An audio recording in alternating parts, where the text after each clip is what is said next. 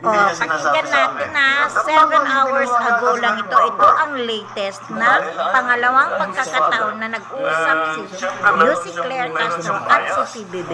Yan na, ang tinatakol nila ay about kay Pope Sandro sa impeachment niya at din sa mga taong gusto siya.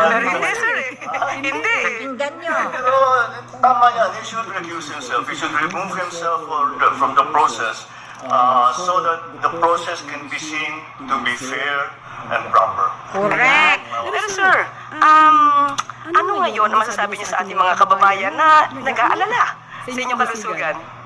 Ngayon. At yan lang yung mga yung sinasabi ko noon, yung sinabi ko sa inyo last week. Ito yung mga inaantay na ako mamatay. Huwag kayong excited. Huwag naman. Huwag kayong excited. Buhay na buhay sa PBBM. I'm running the government.